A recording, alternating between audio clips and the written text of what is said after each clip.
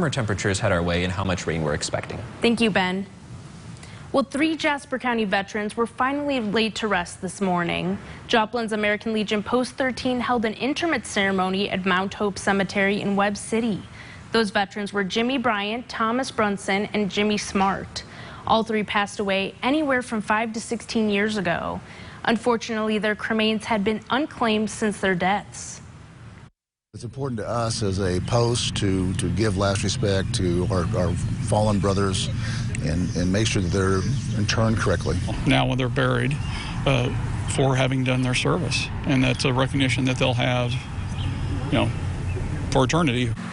Legion officials held a similar ceremony for 3 veterans back in 2019. The hope is to make this an annual Memorial Day event. People of Newton County and surrounding areas came together to honor fallen soldiers. In the past years, the ceremony was held at the International Order of Oddfellows Cemetery in Neosho. This year, with the help of the Neosho Exchange Club, they brought the event to the Patriot Memorial near the intersection of Highway 60 and Business 49 in Neosho. Exchange Club President Rick Holden says they chose to change the venue for better parking, less hills, and easier access. Local leaders, including Newton County Commissioner David Osborne, were also at the ceremony where they talked about the importance of this day. To be able to speak today and to remember all of those soldiers, all those military service people that have passed away in the line of duty is just an immense honor, because if we ever forget that, we can't ever forget it. We will never forget it, and if we ever do forget it, then we're bound to continue to repeat.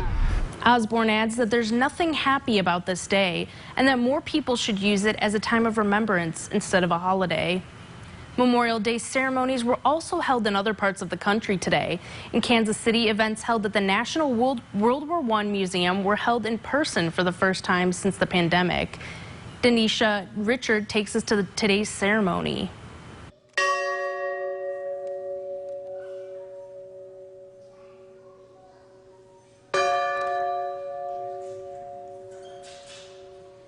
I think that the people of Kansas City ought to be rightly proud of what they've done here to help us all never forget. The bell chimes echo throughout the National World War I Museum to honor service members who gave their lives while serving our country.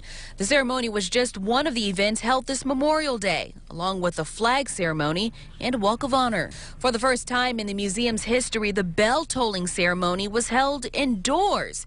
Many people inside unmasked and close together, a sight many have not seen since the start of the pandemic. Leaders at the National World War I Museum say the loss remembered on Memorial Day is reminiscent of the lives lost during the pandemic. Because this year is so disruptive, so much loss, so much, in fact, grief for many people who lost loved ones or friends, perhaps it gives us just a little more to know what it is to lose a loved one in service. Erin Kirk is a KCK resident who visited the museum for the first time in years. She says visiting the site reminds her of the liberties she enjoys each day. It's important to know where you came from and who made sure you were able to have it. And while it's important to understand Memorial Day is more than just about a day off of work, a lot of men and women had fought and died for our freedoms to do what we want to do. It ushers in the opportunity for people to remember the importance in coming together. That it also calls on our better selves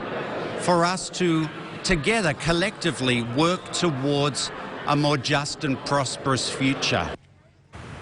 Public donations are helping one Delaware County organization provide service for the men and women who once served our country. The Disabled American Veterans Chapter 19 of Grove held its yearly fundraiser today. All donations help the group give critical services to veterans in need of financial aid during difficult times in their life. The money also provides funding for the organization to purchase new transport vans if needed, to get veterans to medical appointments at the Veterans Hospital in Fayetteville, Arkansas. The money that we collect is just for the veterans and emergencies.